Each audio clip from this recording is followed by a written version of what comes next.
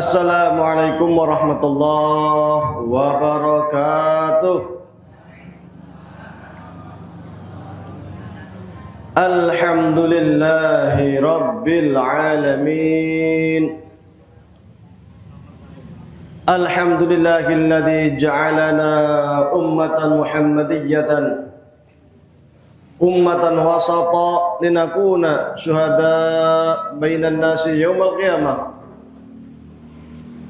Walladzi an'amana bi ni'matil imani wal islam wal ukhuwah was salamah wal karamah wa amarna bit tamassuki bi kitabillahi wa sunnati rasulillah wa wajaba alaina al amra bil ma'rufi wan nahya 'anil munkar wa asyhadu an la ilaha illallah wahdahu la syarika lah lahul mulku wa lahul hamdu yuhyi wa yumitu wa huwa ala kulli syai'in qadir.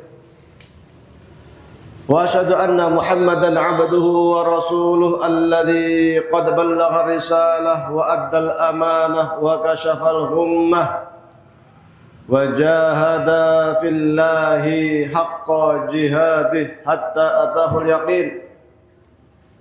Allahumma shalli ala sayyidina wa habibina wa syafi'ina Muhammad sallallahu alaihi wasallam wa ala alihi wa sahbihi wa tabi'in wa tabi'ihi tabi'in wa man tabi'ahum bi ihsanin ila yaumiddin, amma ba'du.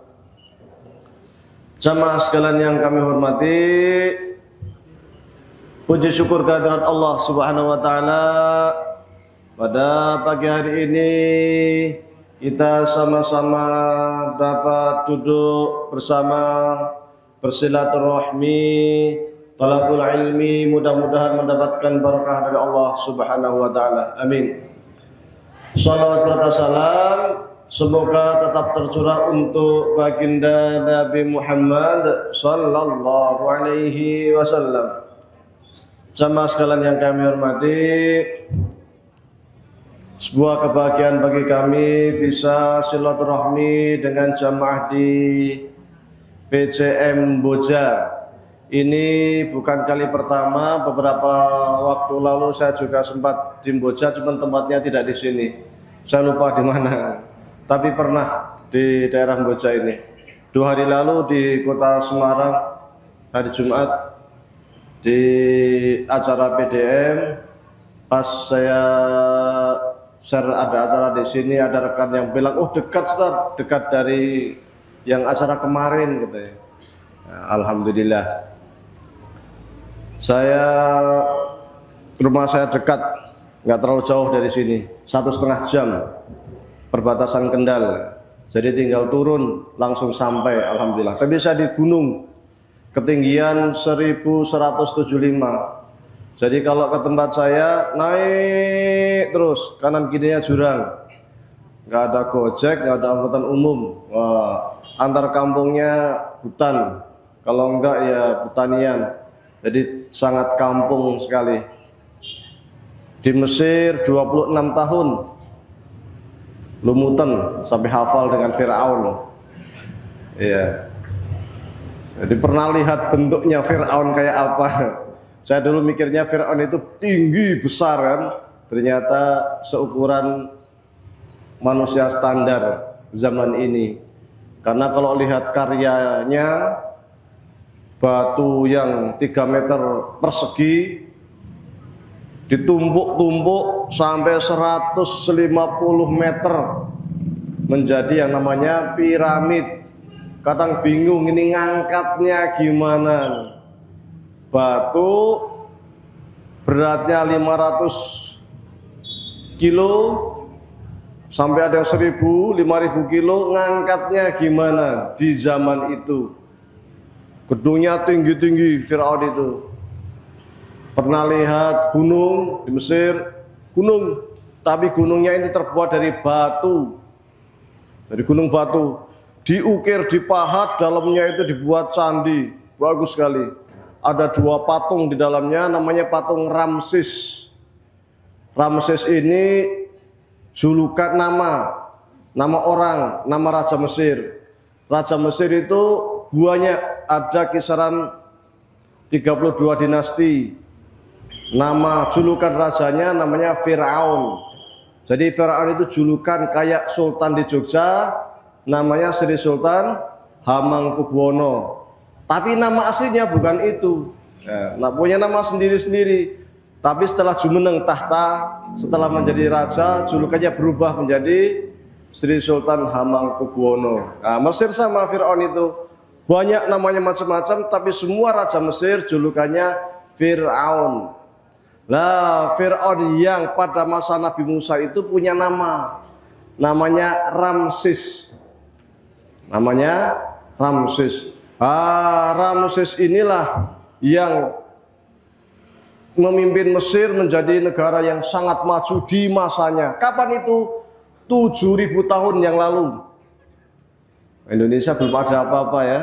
Jadi Indonesia masih kosong, masih hutan. Mesir itu sudah bisa memahat gunung yang dari batu dalamnya dibuat candi. Nah, candinya itu ada 2 patung, namanya patung Ramses sama satunya. Nah, yang satu lagi saya kurang tahu namanya siapa. Di situ ada pintu, pintu itu menghadap ke timur, menghadap matahari. Uniknya itu yang namanya sinar matahari itu masuk ke melalui pintu, dan sinarnya itu akan mengenai wajahnya patung Ramses setahun hanya 2 kali. Jadi kalau kita tiap hari ke sana sinar itu nggak masuk, paling sampingnya, samping kanan, samping kiri, atas, tapi nggak bisa pas di pintu. Jadi sinarnya itu pas di pintu, sehingga nanti nyemporotnya itu nanti di dalam itu nanti ada ruangan, ada patung besar, pas nyemporot di wajahnya itu setahun hanya 2 kali. Tahun yang pertama itu pas hari Fir'aun lahir, yang kedua pas Fir'aun atau Ramses diangkat menjadi Raja Mesir. Hebat Mesir itu. Di zaman itu hitung-hitungannya sudah sangat akurat, sangat detail. Makanya Fir'aunnya sombongnya luar biasa. Mengatakannya apa? Wahadhil anharu tajri min tahti afala yubsirun. Jadi ngomong kepada Nabi Musa, tatkala Nabi Musa itu berdakwah meminta supaya Fir'aun itu masuk Islam, Fir'aun mengikuti ajarannya Nabi Musa, Fir'aun mengucapkan la ilaha illallah. Jawab Fir'aun, wahai Musa, emang kamu nggak ngelihat? Emang kamu picek? Ini sungai Nil ini mengalir di bawah telapak kaki saya. Ini Fir'aun, saking sombongnya, karena di masanya teknologinya paling canggih di dunia. Ibaratnya kayak Cina zaman sekarang, Amerika zaman sekarang, paling maju. Yang lain belum sampai Mars, kan sudah punya alat yang bisa neropong, yang bisa terbang. Itulah peradaban, ya. Jadi Fir'aun itu sudah bisa tahnid namanya. Orang itu kalau meninggal itu dibalsem. Sehingga dari dulu sampai sekarang itu Fir'aun tidak busuk. Jasadnya masih utuh. Jadi ada museum di Mesir itu, museum. Nah, kalau kita masuk ke sana itu bisa ngelihat, oh ini yang namanya Fir'aun itu ini ya. Orang yang sombongnya minta ampun tuh ini. Itu bisa ngelihat kita. Dan ilmuwan sekarang meneliti kok bisa Fir'aun bisa membuat balsem secanggih itu, pakai apa? Sampai sekarang belum diketahui pakai apa. Orang Mesir kuno itu melakukan pengawetan terhadap jenazah sehingga sampai sekarang tetap bisa awet, tidak membusuk. Dan memang di Mesir itu zaman dulu, malah cerita Mesir ya. Di Mesir itu zaman dulu itu memang kalau ada pangeran, ada raja-raja yang meninggal, semuanya dibalsem, semuanya diawetkan. Biar apa? Biar nggak busuk. Sehingga ketika zaman modern banyak sekali ditemukan mayat jenazah-jenazah para menteri ataupun para pangeran ataupun para raja yang masih utuh ditaruh di kotak. Jadi orang Fir'aun itu kalau ngubur itu satu kotak lengkap dengan emas, perak, perhiasan yang dia sukai waktu di dunia. Semua dimasukkan satu kotak. Ada kotak itu, jadi kotak itu berlapis-lapis. Ada kotak yang cuma segede kerendah. Nah, nanti akan dimasukkan lagi kotak yang lebih besar lagi. Dimasukkan lagi kotak yang lebih besar lagi. Kotak yang paling besar itu kisaran 3 meter persegi. Dan masuk ke sana. Wah, 3 meter persegi itu masuk kuburan semua. Di dalam itu emas, perak, perhiasan semuanya itu. Maka kalau kita masuk ke Museum Mesir, itu ada ruangan khusus namanya ruangan emas. Masuk itu emas semua, kotak emas. Apa namanya itu? Kalau orang Mesir itu biasa kalau meninggal itu dikasih topeng. Topengnya emas, ada perhiasan sini emas semua, besar-besar itu.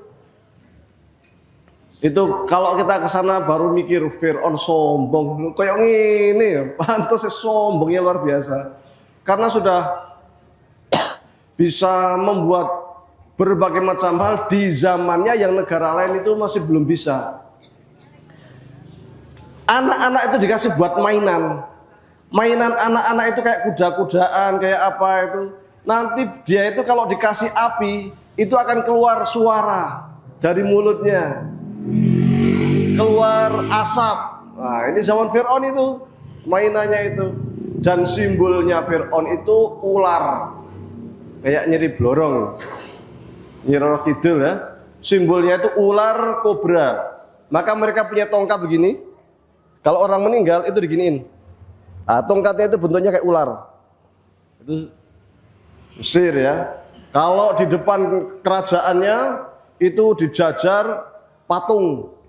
Patungnya itu bentuknya singa berkepala manusia. Malampir. Jadi singa berkepala manusia berjajar begitu. Kalau malampir itu berkepala apa? Ular berkepala manusia ya. Kalau di singa berkepala manusia dijajar banyak sekali, panjang rapi. Kanan kirinya patung besar-besar. Patungnya itu ada yang 20 meter, 15 meter. Patungnya tinggi-tinggi. Satu batu itu. Nah, itu memang mereka itu nyembah patung ya. Nyembah berhala. Kecuali yang Ramses, dia sendiri yang ngaku Tuhan. Kalau Fir'aun lainnya nyembah berhala. Tapi kalau Ramses sendiri yang pada masa Nabi Musa, dia sendiri yang mengaku sebagai Tuhan dan minta disembah. Maka di antara tugas Nabi Musa pada waktu itu adalah mengajak Fir'aun masuk Islam.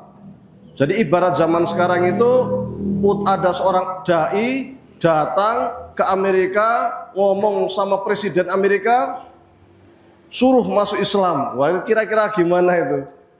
Kalau orang yang tidak punya jiwa besar, keberanian yang luar biasa, nggak mungkin. Ini Mesir, negara adikuasa, negara besar, militernya kuat, datang Nabi Musa menghadap Fir'aun, mengajak Fir'aun masuk Islam. Berani sekali kan? Berani sekali. Maka ketika dakwah kepada Fir'aun inilah, maka di sana kita temukan berbagai macam tantangan-tantangan yang sangat luar biasa. Nabi Musa itu agak pelok. Kalau ngomong itu nggak terlalu jelas. Ya. Maka waktu oleh Allah Subhanahu wa taala suruh ke Mesir, Nabi Musa minta kepada Allah, ya Allah, tolong saudara saya ikut dengan saya. Tolong Nabi Harun, saudara saya ikut dengan saya, supaya ikut bersama-sama membantu saya untuk berdakwah melawan Fir'aun, untuk berdakwah mengajak Fir'aun mengikuti ajaran la ilaha illallah.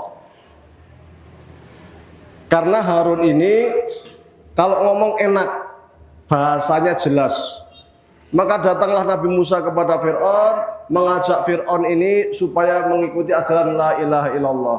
Tetapi Fir'aun ini karena merasa kuat luar biasa, merasa negara adikuasa, tiba-tiba saja ada orang datang ngajak dia mengikuti ajaran agamanya, tentu nggak mau. sombong. Apalagi yang namanya Nabi Musa itu dulu adalah bekas atau bukannya anak angkat, anak pungut. Anak pungut ngajak orang tuanya mengikuti dia. Orang tuanya raja pula. Wis raja, ini raja negara adikuasa pula, kan? Wah, tambah gengsi. Makanya Fir'aun nggak mau. Tapi Fir'aun ini gengsinya keterlaluan. Kenapa kok keterlaluan? Karena Nabi Musa ini diberikan banyak sekali mukjizat. Mukjizat itu kekuatan yang diberikan Allah kepada nabinya yang menyelisihi adat, yang menyelisihi tradisi, yang menyelisihi kebiasaan, itu namanya mukjizat. Kalau kita punya tongkat, kita lempar kemana-mana, sekarang kita lempar, besok kita lempar, lusa kita lempar, tetap menjadi tongkat. Kecuali dilempar di sawah, sebulan kemudian berubah jadi tanaman, gitu kan. Tapi Nabi Musa tongkat dirubah jadi ular. Nah, ini di luar kebiasaan. Makanya disebut mukjizat. Nabi Musa ketika berdakwah mengajak Fir'aun masuk Islam ini diberi berbagai macam mukjizat. Di antaranya apa? Tangan masukkan ke saku begini, lepas, oh, bersinar seperti matahari. Semua silau, termasuk Fir'aun silau, akhirnya mengatakan, wahai Musa, sudah wahai Musa, silau kita wahai Musa, nanti kita picek, nanti kita buta wahai Musa. Sudah wahai Musa, sudahi. Akhirnya kata Nabi Musa, kita sudahi kalau engkau masuk Islam ikuti kami. Kata Fir'aun, udahlah kita ngikut. Tapi ketika kemudian dimasukkan ke sakunya lagi begini lagi, udah berubah biasa lagi. Setelah biasa lagi Fir'aun lihat, ini sihir ini. Kamu sekarang pandai main sihir juga wahai Musa. Dikiranya sihir, nggak ikut juga. Suruh mengatakan la ilaha illallah, tidak mau juga. Karena yang namanya Fir'aun ngerasa negaranya itu kuat, adik kuasa, bisa buat macam-macam. Kalau kita ke piramid, di sana itu ada namanya piramid, gedung tinggi begini.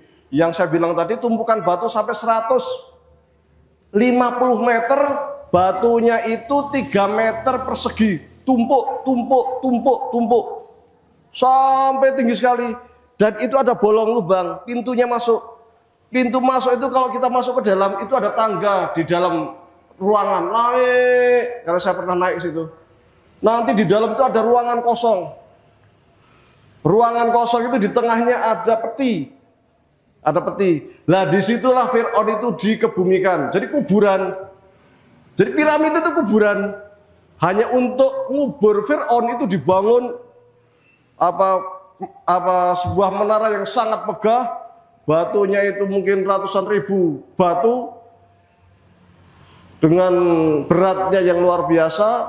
Nah, itu Fir'aun bisa membuat seperti itu. Saya kadang mikir cara mahatnya bagaimana itu.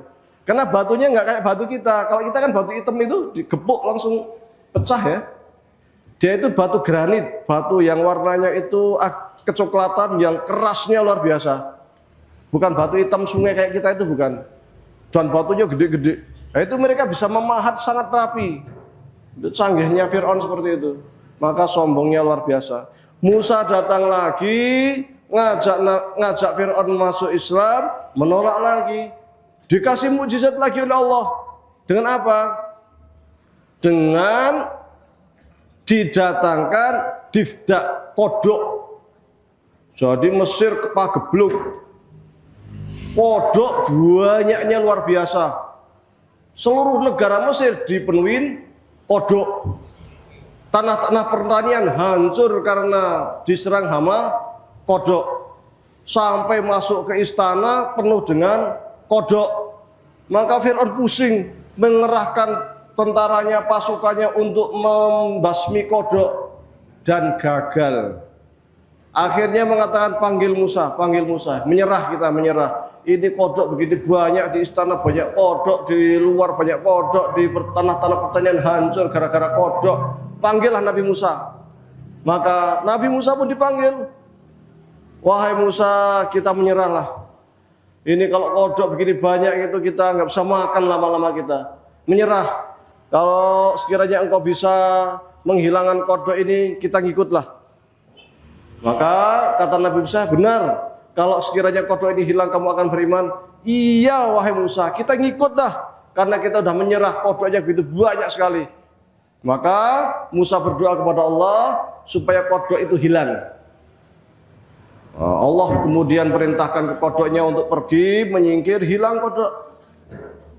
Tapi setelah hilang kodoknya, Fir'aun mengatakan, Musa ini sihirnya luar biasa ini. Bisa mendatangkan kodok, menghancurkan negeri Mesir. Masih nggak beriman juga. Padahal awalnya janji ingin beriman. Dialog luar biasa, nggak mau beriman. Akhirnya Nabi Musa pulang lagi, berdakwah kepada kaumnya dan lain sebagainya. Datang lagi Nabi Musa ke Fir'aun, ngajak ke masuk Islam lagi, nggak mau juga. Didatangkan mukjizat lagi, wahai Fir'aun, kalau kamu nggak mau masuk Islam, nggak mengikuti la ilaha illallah, ini air minum ini akan jadi darah. Tiba-tiba saja seluruh air sungai, seluruh air sumur, seluruh air yang ada di Mesir berubah menjadi darah merah. Jadi kaget Fir'aun, lihat mau minum, loh kok darah? Lihat ke belakang, loh kok darah? Lihat ke sawah, loh kok darah? Lihat ke sungai Nil, loh kok darah? Jadi seluruh sungai, seluruh air yang ada di kota Mesir berubah warna merah. Dan itu darah beneran, bukan pewarna. Darah kan rondo kental, amis. Dan itu darah beneran. Akhirnya Fir'aun nunggu tukang sihir dipanggil untuk menghilangkan bagaimana menurut dia, menurut ini sihirnya Musa ini.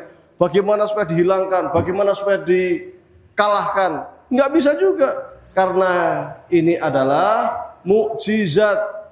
Jadi itu bukan sihir. Ini adalah kehendak Allah yang merubah air menjadi darah, dan benar-benar darah, bukan warna merah biasa. Karena Fir'aun menyerah, akhirnya minta kepada pasukannya, kepada menterinya, tolong panggil Musa. Panggil Musa, wahai Musa, saya kayaknya menyerah ini. Menyerah. Tolong kembalikan darah ini menjadi air. Kalau kamu bisa mengembalikan, kita berimanlah. Jadi sebenarnya mukjizat Allah untuk Fir'aun ini sangat banyak. Sangat banyak. Karena Fir'aun ini simbol penguasa durjana. Zaman sekarang banyak penguasa-penguasa kayak Fir'aun. Ya, penguasa durjana. Maka dikasih berbagai macam mukjizat supaya kita itu mengambil pelajaran dari sana. Akhirnya Nabi Musa mengatakan, baik, saya akan berdoa kepada Allah supaya air yang ada di seluruh Mesir itu berubah menjadi air lagi. Maka berdoalah Nabi Musa, dan alhamdulillah air berubah lagi jadi air, ya. Darah berubah jadi air. Tapi setelah berubah jadi air, Fir'aun mengatakan, sihirnya Musa ini luar biasa. Masih nganggap sihir juga ini. Dialog, diajak, wahai Fir'aun, ini bukan sihir, ini mukjizat. Percayalah kamu kepada Allah. Allah itu yang menciptakan saya, yang menciptakan kamu, yang menciptakan langit dan bumi. Ayolah kamu masuk Islam, kamu akan selamat dunia akhirat. Nggak mempan. Karena Fir'aun merasa dia yang membangun Mesir menjadi Mesir yang sangat maju, Mesir yang punya peradaban paling tinggi di dunia di masanya, militernya kuat, bisa membuat gedung-gedung yang luar biasa. Maka ketika diajak Nabi Musa untuk masuk Islam, nggak mau. Apalagi Nabi Musa adalah anak pungutnya Fir'aun. Anak pungut aja kok gaya kan gitu, ngajak orang tua dimasuk Islam, ngikuti Fir'aun, enggak ngikutin Musa, enggak mau. Ini akhirnya pergilah Nabi Musa balik ke kaumnya, berdakwah ke kaumnya. Tapi kemudian mencoba lagi ke Fir'aun lagi, dialog lagi dengan Fir'aun. Tapi hebatnya Fir'aun, ini ada satu hal nih yang luar biasa dari Fir'aun ini. Di balik kesombongan Fir'aun yang luar biasa itu, masih ada kasih sayang, sedikit kasih sayang kepada Musa. Kok iso? Loh, ini Nabi Musa bolak-balik keluar masuk istana. Dibiarkan saja boleh berdialog dengan Fir'aun. Ya dibolehkan. Jadi demokratis sekali. Diktatornya Fir'aun itu masih mau mendengarkan dialog dengan Musa. Padahal kalau mau, dengan kekuatan Mesir pada waktu itu yang luar biasa, tinggal tangkap aja Nabi Musa, jebloskan ke penjara, selesai. Tapi ternyata Fir'aun nggak begitu. Masih ada rasa kasih sayang, masih ada rasa cinta kepada Musa. Meskipun bagaimanapun Musa ini pernah hidup di istana, pernah besar di istana, pernah saya besarkan, yo mesaki. Makanya nggak langsung ditangkap, nggak langsung dipenjarakan, nggak langsung dibunuh, dibiarkan saja berdialog dengan Musa, dialog. Ini salah satu poin yang mungkin sisi baiknya ya, sisi baiknya Fir'aun itu. Diktatornya Fir'aun, sekejam-kejamnya Fir'aun, ternyata masih ada rasa cinta juga kepada Nabi Musa karena dia pernah merawat Nabi Musa, membesarkan Nabi Musa di istana. Oh, zaman sekarang kok ada ibu-ibu anaknya kecil dibuang. Gara-garanya apa? Ora-ora bapake. Buang. Ini lebih kejam dari Fir'aun. Fir'aun aja masih mau ngerawat Musa, masih mau dialog sama Musa, masih membiarkan Musa keluar masuk istana. Ini gara-gara pergaulan kita, yang remaja kita yang sudah nggak karu-karuan, akhirnya kecelakaan, melendung, ya, perutnya besar, ngelahirin, nggak tahu siapa yang membuat, akhirnya dibuang di tong sampah. Na'udzubillahi min dzalik. Ada nggak yang seperti ini? Ada. Ibu yang sangat kejam, lebih kejam dari Fir'aun. Fir'aun aja nggak segitunya. Tapi zaman sekarang banyak yang sampai terjadi pengguguran kandungan. Janin nggak salah, yang salah ibunya, yang salah orang yang menghamilinya. Tapi janin yang tidak punya dosa dipaksa untuk digugurkan. Itu sangat kejam sekali. Dan dia, jika ada seorang wanita yang hamil di luar nikah sampai menggugurkan bayinya atau membuang bayinya, seumur hidup dia akan trauma, terngiang-ngiang, seakan-akan anaknya dia itu ada di samping dia, di belakang dia. Ibu, sayang dulu dibuang. Akan terbawa dalam mimpi dia, akan ada perasaan takut luar biasa, akan terkena penyakit psikis luar biasa. Maka hati-hati, jaga anak-anak kita, jaga perempuan-perempuan kita, jaga, didik supaya mereka bergaul sesuai dengan akhlak Islam. Jangan sampai salah gaul, karena yang rugi, anaknya rugi, keluarganya malu, semuanya menjadi rugi, sengsara dunia, sengsara akhirat. Ya. Musa ini kemudian datang lagi ke Fir'aun, mengajak supaya Fir'aun ini mengikuti ajaran Islam, mengikuti kata-kata la ilaha illallah Muhammad Rasulullah. Enggak mau juga Fir'aun, kasih mukjizat lain. Apa itu? Belalang. Belalang. Jadi mukjizat Nabi Musa itu banyak. Tiba-tiba di Mesir itu diserang belalang yang sangat banyak. Banyak sekali belalang. Sampai hasil pertanian habis. Lumbung-lumbung padi, gandum habis. Terjadi kelaparan luar biasa di negeri Mesir. Akhirnya Fir'aun menyerah juga. Panggil Musa, panggillah Nabi Musa. Dipanggil, wahai Musa, mintalah kepada Tuhanmu supaya menghilangkan azab yang menimpa kita. Kalau hilang, kami ikut ajaranmu. Berdoalah Nabi Musa. Hilanglah kemudian belalang-belalang yang menghancurkan negeri Mesir. Kafir lagi Fir'aun. Ini sihir ini. Nabi Musa ini sihirnya luar biasa. Jadi masih menganggap apa yang menerpa Mesir dengan berbagai macam bencana itu masih menganggapnya sebagai sihir. Padahal itu adalah mukjizat datang dari Allah supaya Fir'aun ini mengakui bahwa dia itu lemah, tetapi tak mengakui, masih merasa dirinya itu paling benar, merasa paling hebat. Inilah Fir'aun. Maka dikasih mukjizat yang sebelum terakhir, yang luar biasa. Fir'aun mengatakan begini, ini mukjizat Musa ini harus dilawan ini. tukang sihir harus dilawan dengan tukang sihir. Maka kemudian Fir'aun ini mengajak kepada Nabi Musa, "Okelah Nabi Musa, kau sudah punya sihir berbagai macam, banyak sekali. Sekarang kami akan melawan sihirmu secara terbuka." Menantang. Nabi Musa, "Siap. Yang kita sampaikan bukan sihir, ini mukjizat." "Ah Musa, itu sihir itu. Kami siap melawan sihirmu secara terbuka." "Kapan waktunya?" "Ditentukan waktunya." "Kapan?" "Jumat Kliwon." Wah. "Gimana? Di lapangan?" "Siap." "Syaratnya dihadiri masyarakat?" "Siap." Maka masyarakat diundang. Akhirnya setelah waktu ditentukan, Raja Mesir ini Fir'aun mulai apa? Membuat pengumuman di dalam, mencari tukang sihir paling hebat se-Mesir. Ya. Mencari tukang sihir yang nomor 1. Karena yang dilawan ini adalah Nabi Musa yang sebelumnya sudah banyak sekali mukjizat-mukjizat yang datang untuk mengajak Fir'aun mengikuti ajarannya Nabi Musa, dan selalu mukjizat Nabi Musa itu luar biasa. Fir'aun selalu ngerasa kalah. Maka sekarang waktunya Fir'aun ingin tunjuk kekuatan, mengumpulkan tenaga, kekuatan yang dia miliki melawan Musa, dan ini taruhan karena tempatnya tempat terbuka.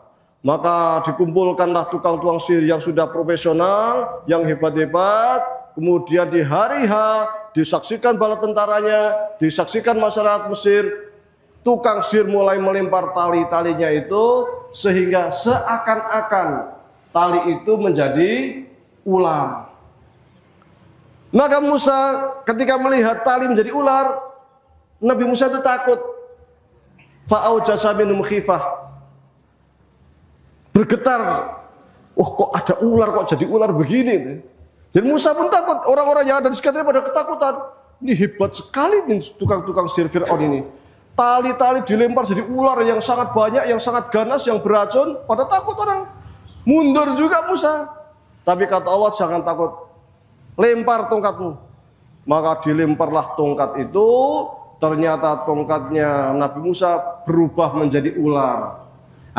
Bedanya tongkatnya Nabi Musa itu ular beneran.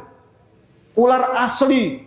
Sementara yang tali-tali yang dilempar oleh tukang sihir itu hanya sihir, hanya mainan, hanya tipu-tipu. Saharu a'yunan nasi, menyihir mata manusia. Kalau bahasa kita sekarang mungkin menghipnotis. Dihipnotis, tali itu seakan-akan kalau dilihat itu ular, padahal ya tali. Dihipnotis mata kita itu. Dan semua orang yang ada di situ terhipnotis akan-akan ular, tali itu menjadi ular. Padahal ya tali. Tukang sihir lihat, jadi itu tali, nggak melihat itu ular. Yang dia lempar itu benar-benar tali. Tetapi ketika melihat tongkatnya Nabi Musa itu dilempar, kok jadi ular beneran, kaget tukang sihir. Loh, ini kok ular beneran? Ini bukan sihir kalau ini asli ini. Kaget mereka. Bahkan kemudian ular yang besar itu makan tali-tali itu yang seakan-akan dia itu ular. Maka ketika sudah dihabisin itu ular-ular kecil-kecil itu yang sesungguhnya adalah tali, para tukang sihir yang profesional, yang hebat-hebat itu tahu-tahu langsung menyerah. Kita kalah, kita menyerah, kita mengakui bahwa yang dilempar oleh Nabi Musa itu bukan sihir, tapi itu mukjizat. Maka orang-orang para tukang sihir itu langsung kumpul menghadap Nabi Musa, sujud kepada Nabi Musa dengan mengatakan, "Wahai Musa, saya mengikuti ajaran agamamu." Sujud semua.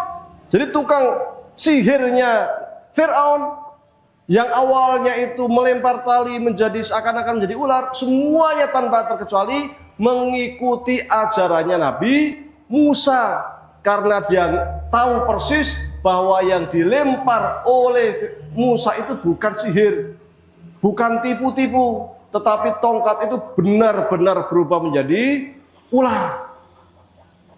Maka ketika tukang sihir ini pada sujud kepada Nabi Musa, sujud di sini sujud hormat, ya, Jadi zaman dulu itu sebelum Nabi Muhammad menjadi nabi, orang dulu kalau hormat kepada yang lain itu dengan cara sujud. Termasuk ketika Allah perintahkan kepada para malaikat dan juga iblis, ketika Nabi Adam itu mempunyai ilmu yang luar biasa, ketika dites oleh Allah Subhanahu wa taala di hadapan para malaikat dan juga iblis, ternyata ilmunya Nabi Adam luar biasa dan jin serta malaikat kalah ilmu. Allah perintahkan kepada seluruh malaikat dan iblis untuk sujud kepada Nabi Adam. Sujud di sini bukan sujud beribadah layaknya kita sholat, tetapi sujud menghormati Nabi Adam. Sama juga ketika Nabi Yusuf, ketika saudara-saudaranya masuk ke Mesir, tahu bahwa ternyata dia itu Yusuf, maka semua saudara-saudaranya itu sujud kepada Nabi Yusuf. Nah, itu sujudnya bukan sujud ibadah, tetapi sujud menghormati Nabi Yusuf. Adapun kita, syariat Nabi Muhammad diharamkan kita bersujud kepada sesama manusia. Sudah tidak boleh lagi. Jadi syariat sujud untuk menghormati orang lain sudah dihapus sejak masa Nabi Muhammad. Sebelumnya diperkenankan, dibolehkan seseorang itu sujud kepada orang lain sebagai rasa hormat, ya. Maka semua tukang sihir ini sujud kepada Nabi Musa, menghormati. Ketika tahulah Fir'aun itu, maka Fir'aun marah besar. Loh, ini bagaimana ini kalian ini? Saya belum mengizinkan kalian untuk melakukan sesuatu, malah kalian telah melanggar yang perintah saya. Malah kalian mengikuti ajarannya Nabi Musa. Ini pasti kalian sudah bersekongkol dengan Musa, sehingga ingin mempermalukan saya di hadapan rakyat saya. Maka Fir'aun pada waktu itu merasa tercoreng, namanya merasa dihancurkan, merasa dipermalukan. Maka apa yang dilakukan Fir'aun? Semua tukang sihir yang membantu dia untuk menghancurkan Nabi Musa, dan ternyata tukang sihir ini bersujud kepada Nabi Musa, ditangkap, dimasukkan ke pengadilan, bawa ke pengadilan. Di pengadilan diketok palu. Mereka dianggap sebagai pengkhianat. Karena pengkhianat hukumannya adalah hukuman mati. Tetapi tukang sihir ini karena dianggap pengkhianatnya besar, mengkhianati Fir'aun, mengkhianati bangsa Mesir, dan mempermalukan Fir'aun di hadapan masyarakat banyak, maka hukumannya adalah ditaruh atau disalib, ya, disalib di pohon kurma. Setelah disalib kanan kirinya, ya, waktu di pengadilan, wahai para tukang sihir, maka saat ini saya kasih hukuman mati dengan cara kamu disalib di atas pohon kurma. Dengan 1, potong tangan kanan, 2, potong kaki kiri, 3, potong tangan kiri, 4, potong kaki kanan. Oh, disalib, setelah itu dipotongin tangan-tangannya, kaki-kakinya. Terakhir baru dipenggal. Ketika mendapatkan putusan hukum seperti itu, apa jawaban tukang sihir? Wahai Fir'aun, wahai para hakim yang telah menjatuhi saya hukuman mati dengan cara saya disalib, dengan cara saya disiksa, dengan cara saya dicincang, ketahuilah oleh kalian, sesungguhnya kalian itu hanya bisa menghancurkan tubuh saya, hanya bisa membinasakan tubuh saya, namun kalian takkan pernah bisa mencabut iman saya yang telah tertanam di dalam hati saya. Silahkan siksa saya, silahkan bunuh saya, tetapi saya tetap beriman kepada Allah, tetap mengucapkan la ilaha illallah. Kami beriman kepada Nabi Musa sebagai Rasul Sallallahu Alaihi Wasallam. Luar biasa. Sekali mereka mengatakan la ilaha illallah, sudah tidak peduli nyawa taruhan. Nah, kalau zaman kita kadang miskin kasih Indomie, kasih beras, goyah iman kan? Punya utang, udah pokoknya utang tak bayar. Berapa? 20 yuto. Ah gampang 20 yuto. Ikut saya, tak bayar semua. Setiap bulan saya kasih 1 juta. Nanti ikut saya. Nah, melu. Maka sejak kemerdekaan RI sampai sekarang yang keluar, terutama sejak tahun 70-an ya, setelah selesai Gestapo, itu yang masuk, yang murtad itu jutaan itu dari kaum muslimin. Kenapa? Karena miskin. Mereka tak tahan hidup miskin di dunia dengan mengorbankan kehidupan abadi di akhirat. Kalau tukang sihir ini dia tahu benar apa yang di bawah Musa itu benar, maka dia merelakan untuk kemudian tubuhnya dicincang, tubuhnya disiksa demi menjaga iman dia itu tetap utuh, demi dia itu tetap mengatakan la ilaha illallah. Maka Fir'aun kemudian melaksanakan eksekusi dengan memanggil, mengumpulkan rakyatnya. Kemudian Fir'aun ceramah. Fir'aun menyampaikan orasi, wahai rakyat Mesir semua, ini adalah para pengkhianat negara. Ini tukang sihir yang awalnya saya minta untuk membela negara, yang awalnya saya minta untuk membela kehormatan saya, ternyata di hadapan umum justru melakukan makar, melakukan kerjasama dengan Musa untuk mempermalukan saya di depan umum. Maka sekarang saksikanlah oleh kalian hukuman bagi para pengkhianat. Dihukum, taruh di pohon kurma, disalib dia. Disalib, tangan kanan potong, kaki kiri potong, tangan kiri potong, kaki kanan kiri potong, terakhir dipenggal, disaksikan oleh rakyatnya. Supaya apa? Supaya rakyatnya takut untuk mengikuti ajarannya Nabi Musa, supaya tidak ada yang mengucapkan la ilaha illallah. Ini Fir'aun ya. Dan kalau sesungguhnya kalau di dalam fikih Islam itu masih ada hukuman seperti ini.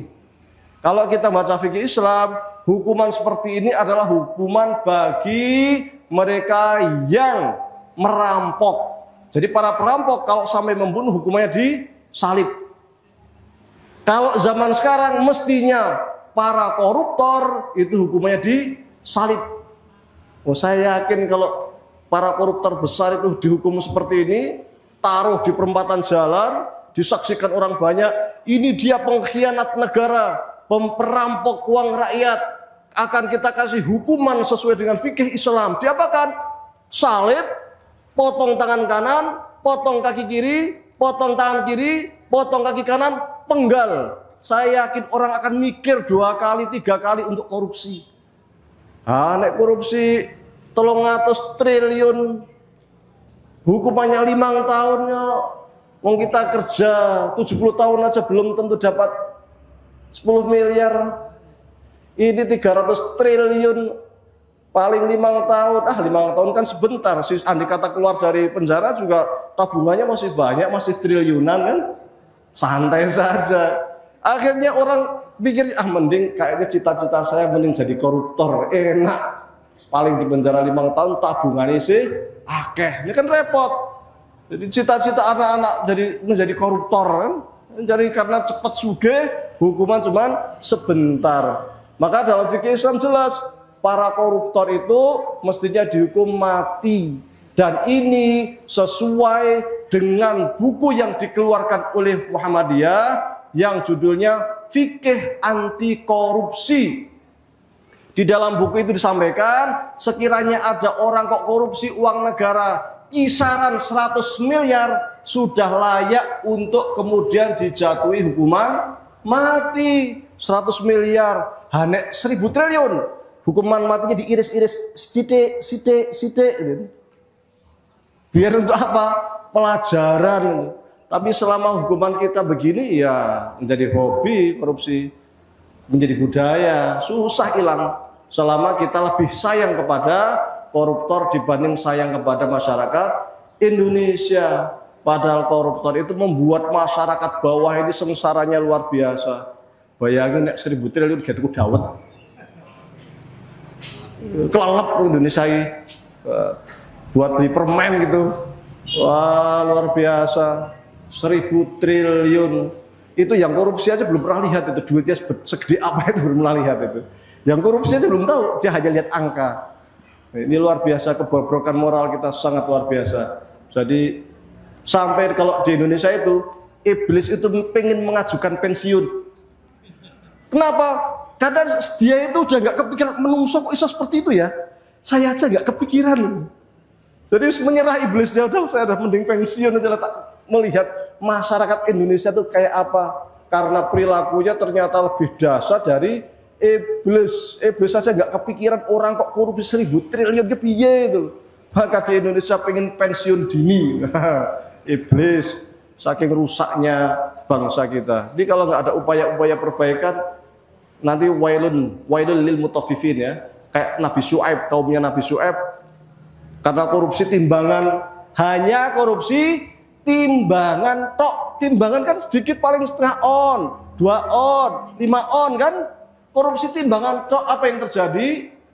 Tanahnya dibalik, belek, gempa bumi, satu bangsa habis.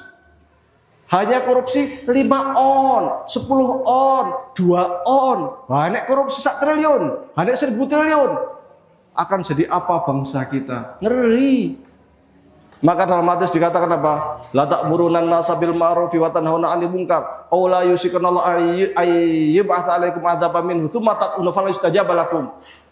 Kamu beramar ma'ruf nahi munkar, atau jika kamu tidak mau amar ma'ruf nahi munkar, maka bangsamu itu akan berdoa dan Allah takkan kabulkan doa itu.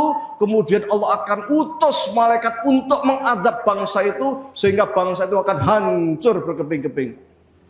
Hadis Nabi ngeri sebenarnya.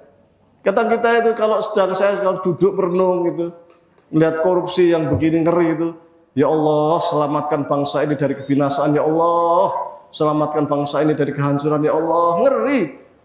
Ingat apa? Ingat kaumnya Nabi Syuaib yang korupsinya kecil-kecil dibalik.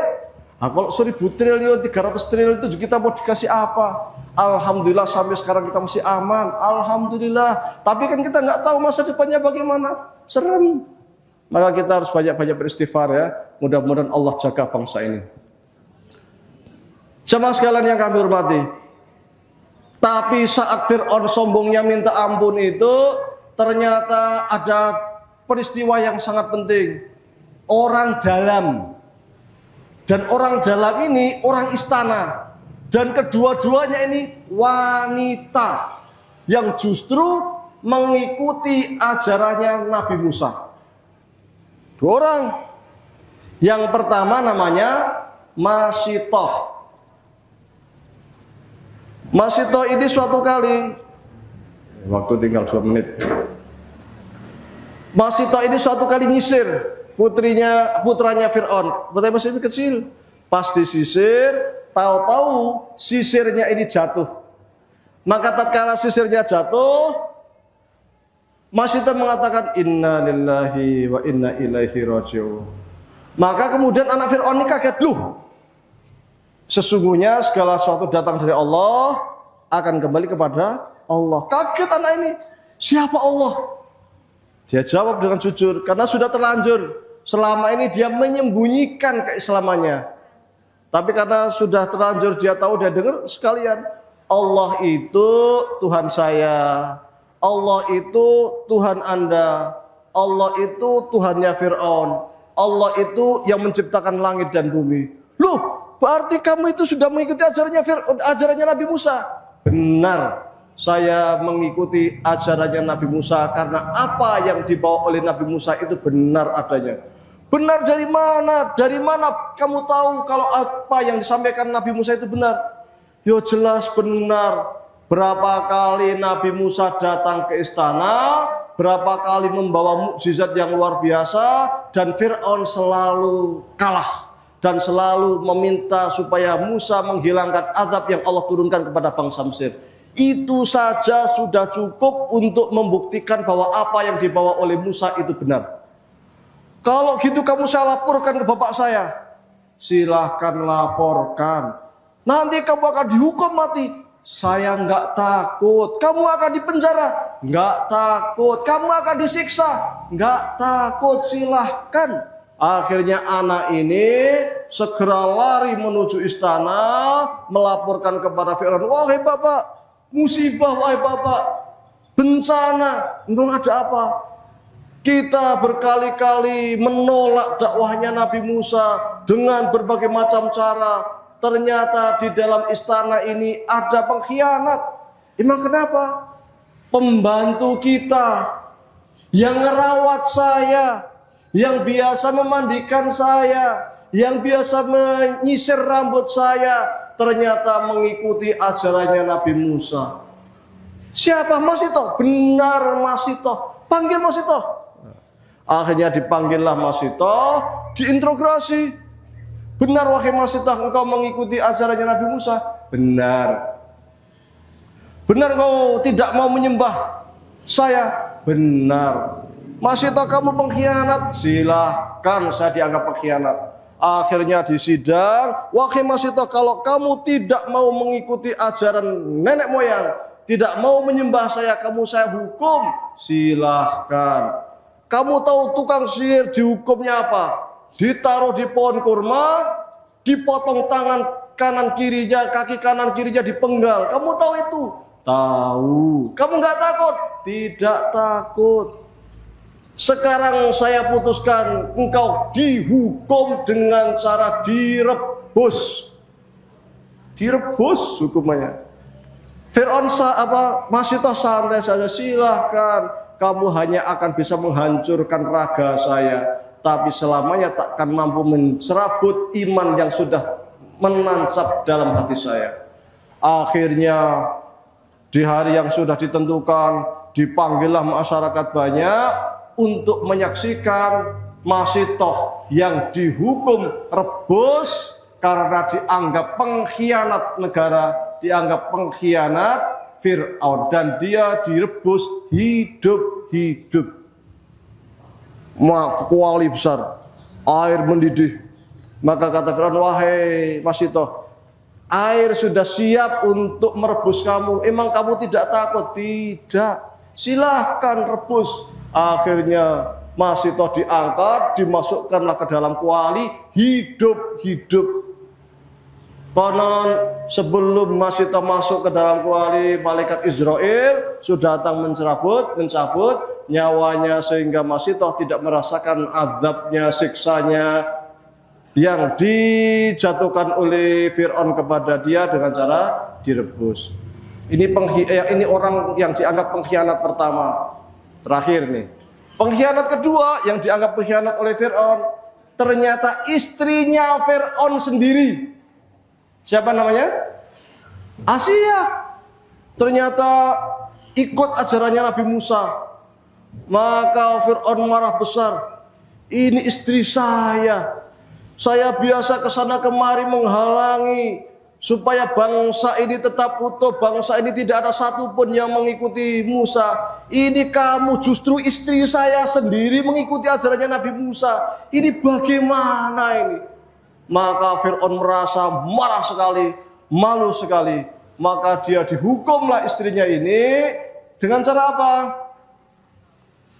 Diikat tangan kanan, tangan kiri, tangan borgol, dibawa ke padang pasir. Sampai di padang pasir, tangannya dilepas tapi diikat begini,